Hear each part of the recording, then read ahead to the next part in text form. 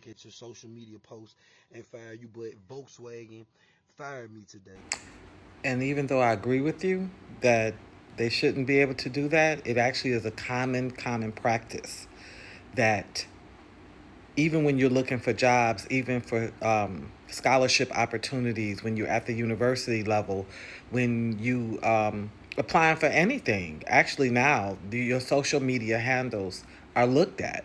It's part of the reason at the university level when we teach. I taught at DeVry University for like 6 7 years, and one of the main things we taught them was when you go out, make sure that your social media handles are clean. Like, don't do this stuff where you're sharing all this sexually explicit content. People don't necessarily need to know your religious or political views. Like, be mindful that employers and others, okay, the police, social service agencies in Chicago, we always knew that each of these handles have somebody that works for a local police force, somebody that's working for the FBI, whatever. They're actually on these handles. And as much as we don't see them do or say anything, they do and say something. Now, that was back then. Now, they have bots. They have the robots. That's why as quickly as you make a comment, you're already getting notification that you've gone against, some sort of community standard. Who the community was that made the standard is a mystery, okay? But there's some quote unquote community standard. But yes, they do use your social media to grade you. And part of grading you is using that as a reason to relieve you of your assignment. Sometimes it's temporary, sometimes you're seated. Oftentimes, for melanated people, you're just fired. So, the Rodney Hinton Jr. case is a hot case. It's a fireball case. It is a divisive case. It is bringing a lot of fury on one end and support and pride on the other, depending on what you think about a black man that does something that they consider, seeking revenge or retaliatory, depending on how you see that situation. Some people see it as a father who, you know, eye for an eye, tooth for a tooth. And some people see it as like, look, this was a random, loose cannon that took out, a law enforcement agent. So you have to make your election sure when you stand up and you speak.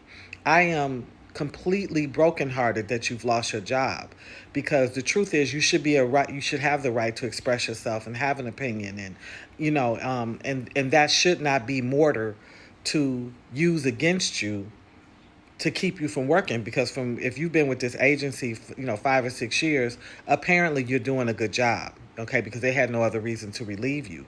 But these are the type of things we have to remind ourselves, and these are the type of things we have to tell our children.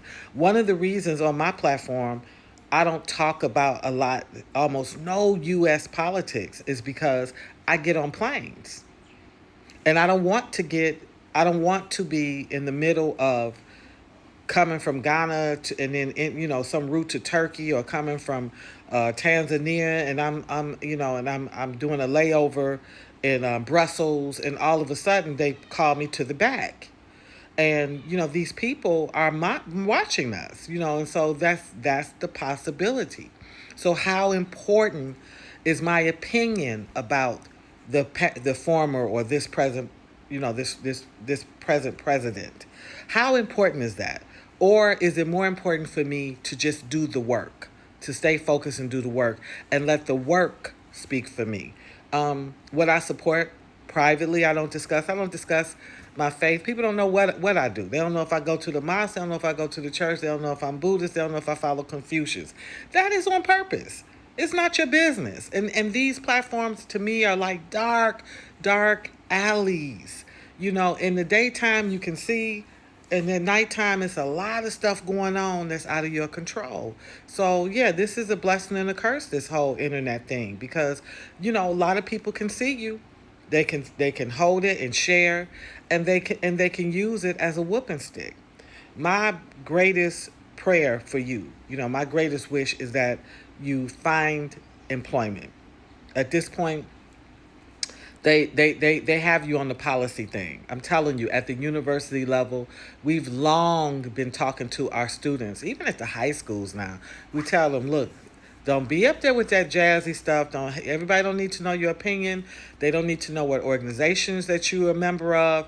You don't need to shout that out. In fact, in the past, we've always been quiet and private about our allegiances.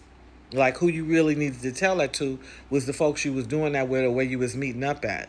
And we've gotten kind of loosey goosey as time has gone on because we feel kind of protected. But the same way we use these social media handles to expose people who are doing wrong and we get them a leave of position, those same agencies can look down at us and, take us off our square just as easily. So, again, I'm prayerful and I'm hopeful that you will get employment relatively fast because you seem like a good guy, and there was no complaint about your work at all.